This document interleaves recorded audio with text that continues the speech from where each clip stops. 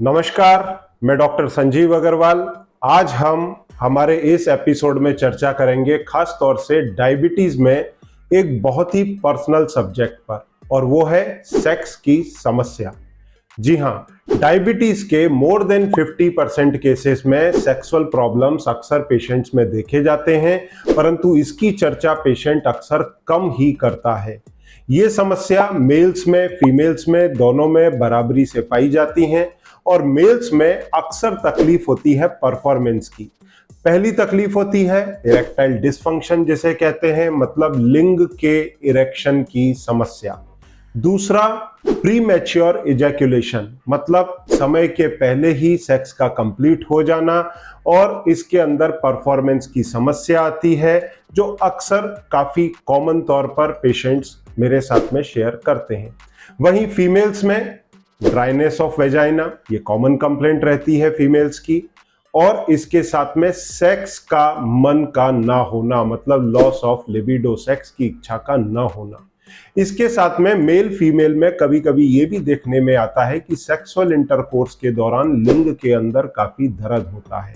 Females में vagina में, और मेल्स के अंदर उनके जो प्राइवेट पार्ट्स हैं उनके अंदर पेन की समस्या आती है।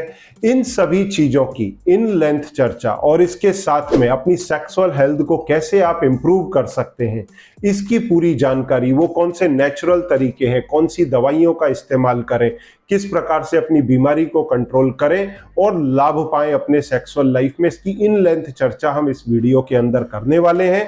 इसीलिए इसे आखिरी तक सुने, और यदि चैनल को आपने सब्सक्राइब नहीं किया है तो आज कम से कम इस इंटरेस्टिंग टॉपिक के ऊपर तो इसको सब्सक्राइब कर लें, जिससे आगे के सारे नोटिफिकेशन आपको समय पे मिलते रहें। और यदि आपके कोई पहचान वाले मित्र या रिलेटिव इस प्रकार की समस्या या डायबिटीज की समस्या, उसके कॉम्प्लिकेशन से ग्रसित हैं, तो एज ए सोशल रेस्पॉन्सिबिलिटी आप इस वीडियो को शेयर करें, जिससे उनका भी फ्री में लाभ हो सके। डायबिटीज में सेक्सुअल प्रॉब्लम के पीछे अक्सर 4 फैक्टर्स काम करते हैं, जिसमें वेस्कुलर, न्यूरोलॉजिकल, हार्मोनल या साइकोलॉजिकल, ये 4 फैक्टर हैं। सबसे पहले हम चर्चा करेंगे वेस्कुलर फैक्टर की। इसे समझने के पहले हमें यह जानना होगा कि खून की नली की क्या संरचना होती है। खून की नली के वॉल में बेसिकली 3 लेयर्स होती हैं। जो सबसे बाहर की वॉल है वो होती है कोलेजन इलास्टिक फाइबर्स की। जो बीच की लेयर है वो होती है स्मूथ मसल फाइबर, साथ में कोलेजन इलास्टिक फाइबर की, जो काफी मजबूत होती है। और जो सबसे अंदर की है वो काफी डेलिकेटेड रहती है, एंडोथेलियम सेल्स की लेयर। अब इन एंडोथेलियम सेल्स से एक केमिकल निकलता है जो है नाइट्रिक ऑक्साइड। ये नाइट्रिक ऑक्साइड एक तरह का गैस है, और ये निकलने के बाद में जो वॉल है वेसल्स की उसके ऊपर एक्ट करता है, और जो स्मूथ मसल्स है उनको रिलैक्स करता है। इसके रिलैक्स होते ही खून की नली चौड़ी हो जाती है, और इसके अंदर ब्लड का फ्लो इंप्रूव हो जाता है, बढ़ जाता है, जिसके कारण इरेक्शन ऑफ पेनिस होता है। समस्या यहां से शुरू होती है। दूसरा, जब डायबिटीज के मरीज के ब्लड फ्लो के अंदर बहुत अधिक मात्रा के अंदर ग्लूकोज चलता है, तो ये इस एंडोथेलियम लेयर को डैमेज करता है, और इसके साथ में ग्लूकोज का जमाव नली के अंदर बढ़ता है, और उसको रिपेयर करता है बाद में कोलेस्ट्रॉल, ट्राइग्लिसराइड और कैल्शियम।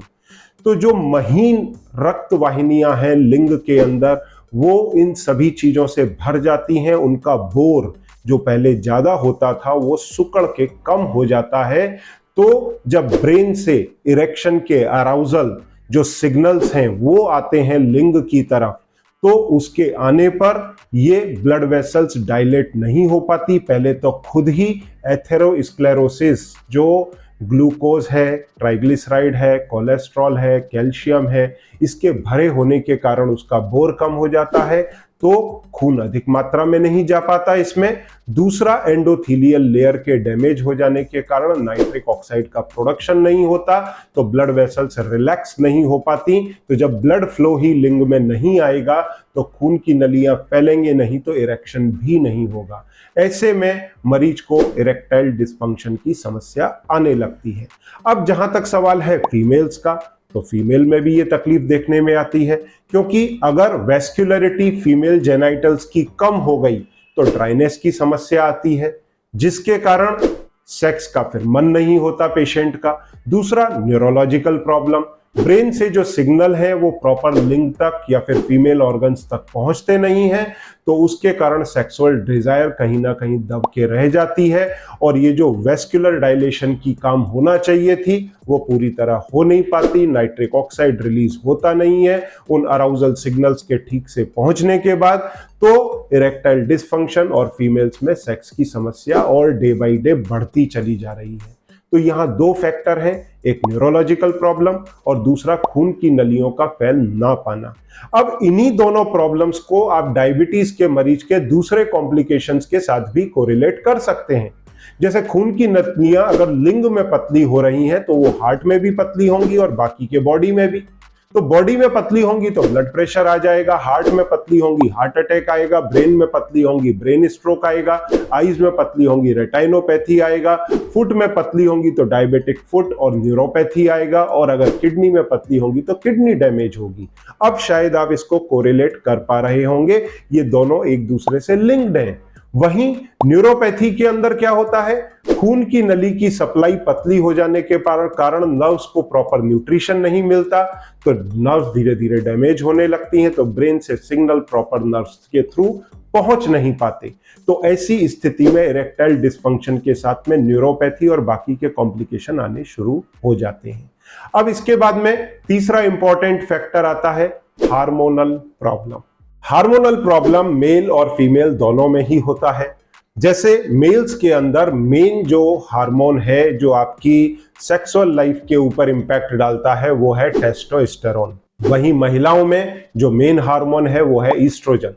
पर दोनों ही के अंदर, जैसे मेल के अंदर कम मात्रा में ईस्ट्रोजन होता है, वहीं महिलाओं में कम मात्रा के अंदर टेस्टोस्टेरोन भी बनता है। परंतु मेल्स में मेन काम होता है टेस्टोस्टेरोन का, ईस्ट्रोजन बहुत ही कम मात्रा में होता है। अब यहां पर जब आपके खून के अंदर ग्लूकोज की बड़ी मात्रा ट्रेवल करेगी तो टेस्टोस्टेरोन का सिंथेसिस देखा गया है कि वो कम हो जाता है टेस्टिकल से। दूसरी चीज यहां क्या होती है, जब इंसुलिन का रेजिस्टेंस बढ़ता है जिसके लिए डायबिटीज होती है, तो ऐसी स्थिति में आपके खून का कोलेस्ट्रॉल ये कन्वर्ट होता है बेसिकली मेल हार्मोन टेस्टोस्टेरोन में, और ये पूरी तरह हो नहीं पाता, वो साइकिल बीच में रुक जाती है। तो जब टेस्टोस्टेरोन का कॉन्सेंट्रेशन घटेगा तो बॉडी मस्कुलर होने के बजाय फेमिनाइन होना शुरू हो जाएगी एक मेल्स की।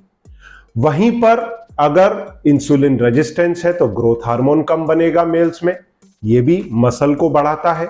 तो मेंस के अंदर मसल मास घटने लगता है, मसल मास घटेगा तो फैट बढ़ेगा, और जब फैट बढ़ेगा तो फिर कहीं ना कहीं ईस्ट्रोजन का लेवल बढ़ना शुरू होता है जो फीमेल हार्मोन है। तो मेल्स में फीमेल्स के सिम्टम्स आने शुरू हो जाते हैं, और आपने कई बार देखा होगा कि सेक्सुअल इच्छा के जाने के बाद में मेल्स की जो ओबीज होते हैं उनकी ब्रेस्ट तक आ जाती है। वैसे ही फीमेल्स के अंदर भी कुछ हार्मोन्स काम करते हैं। इसी के साथ एक और हार्मोन काम करता है जिसका नाम है लेप्टिन। लेप्टिन फैट सेल से निकलता है और ये ब्रेन पर जाकर के असर करता है, और ब्रेन को बोलता है कि हमारे पास में बहुत बड़ा भंडार है फैट का, तो आपको फर्दर भोजन करने की जरूरत नहीं है। परंतु जब इंसुलिन रेजिस्टेंस हाई होता है तो ऐसी स्थिति में कार्बोहाइड्रेट की क्रेविंग्स बहुत हाई होती हैं। ऐसे में लोग कार्बोहाइड्रेट की बड़ी मात्रा का कंजम्पशन करते हैं। जो ग्लूकोज बड़ी मात्रा में आप ले रहे हैं ये आपके ब्रेन को मास्क कर देता है, लेप्टिन का इंपैक्ट जो है ब्रेन से हट जाता है, और ऐसे में इंसान और अधिक खाता चला जाता है। तो जितना ज्यादा ग्लूकोज खाएगा उतना ये फैट में ज्यादा कन्वर्ट होगा, इंसुलिन रेजिस्टेंस भी बढ़ेगा, साथ में ओबेसिटी बढ़ेगी और टेस्टोस्टेरोन की मात्रा घटती चली जाएगी। तो ये सारे फैक्टर कंट्रीब्यूट करते हैं मेल सेक्सुअल प्रॉब्लम्स को। अब फीमेल्स में जहां तक हार्मोन्स का सवाल है, फीमेल्स में भी यही कोलेस्ट्रॉल, जी हां, जिस कोलेस्ट्रॉल को आप बोलते हैं हार्ट अटैक का कारण है, यही कोलेस्ट्रॉल ईस्ट्रोजन में कन्वर्ट होता है और ये इंसुलिन रेजिस्टेंस हाई होने के कारण जो कोलेस्ट्रॉल ईस्ट्रोजन में कन्वर्ट होता है फीमेल्स में, वो साइकिल ब्लॉक हो जाती है और ऐसे में प्रोजेस्टेरोन जो दूसरा फीमेल हार्मोन है उसके साथ में स्पाइक आने लगता है और ये इम्बैलेंस होता है हार्मोन्स का। फिर जब कोलेस्ट्रॉल इंसुलिन रेजिस्टेंस के कारण ईस्ट्रोजन में कन्वर्ट नहीं होगा तो वही डाइवर्ट हो जाता है टेस्टोस्टेरोन की तरफ और फीमेल्स में टेस्टोस्टेरोन ज्यादा बनने लगता है जो बेसिकली मेल हार्मोन है। तो ऐसे में महिलाओं की फिर मस्कुलाइन बॉडी होने लगती है, फेशियल हेयर्स आने लगते हैं। आपने अक्सर चिन पर हेयर आते हुए कुछ फीमेल्स में देखे होंगे, ओबेसिटी के साथ हो सकता है ये। इसके साथ में सिर के बाल झड़ने लगते हैं, पीरियड्स इरेगुलर होने लगते हैं, यूट्रस ज्यादा बल्की होने लगता है, उसमें फाइब्रॉइड बनने लगते हैं। इसके साथ में महिलाओं में पिंपल्स आने लगते हैं, सेक्स की इच्छा कम होने लगती है और वेस्कुलरिटी फीमेल ऑर्गन्स की कम होने के कारण ड्राइनेस तो रहती ही है। तो ये सब कंट्रीब्यूट करते हैं पीसीओडी को और इसके साथ में महिलाओं में सेक्स की इच्छा के कम हो जाने को, साथ में वेजाइनल ड्राइनेस। अब जहां तक मेल और फीमेल का सवाल है, सेक्सुअल इंटरकोर्स के दौरान भी कई बार दर्द महसूस किया जाता है। तो मेल्स के अंदर इस डिसीज को कहते हैं पायरोनीज डिसीज। इसके अंदर लिंग के अंदर स्कार बन जाते हैं जिससे लिंग में टेढ़ापन आ जाता है और जब इरेक्शन होता है तो ये दर्द करता है और सेक्सुअल इंटरकोर्स के कारण काफी पेन होता है। वहीं महिलाओं के अंदर ड्राइनेस आता है वेजाइना में और इसके साथ में फंगल और मोल्ड्स, यीस्ट वगैरह इन्फेक्शन होने के कारण सेक्सुअल इंटरकोर्स के दौरान पेन होता है। ऐसी स्थिति में कुछ हार्मोनल पिल, कुछ लोकल लुब्रिकेंट और बाकी की सपोर्टिव थेरेपी से रिलीफ पाया जा सकता है। इन सब चीजों की चर्चा आगे हम इन लेंथ करेंगे। इसके साथ में चौथा फैक्टर होता है साइकोलॉजिकल।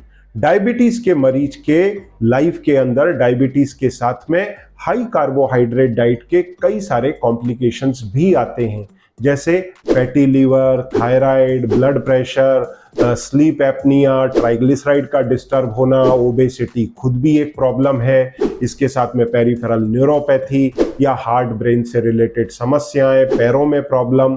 तो एक साइकोलॉजिकल इम्पैक्ट इस तरह का मरीज के शरीर पर और दिमाग पर आ जाता है कि उसकी सेक्स करने की इच्छाएं धीरे धीरे घटती चली जाती हैं। वहीं सेक्सुअल परफॉर्मेंस के पुअर हो जाने का टेंशन, ये मेल्स में भी होता है और फीमेल्स में भी, कि वो अपने पार्टनर को कैसे सेटिस्फाई करेंगे। तो ये एक साइकोलॉजिकल प्रेशर के कारण भी उनकी सेक्सुअल लाइफ काफी डिस्टर्ब होने लगती है, जिसको काउंसलिंग की काफी जरूरत पड़ती है।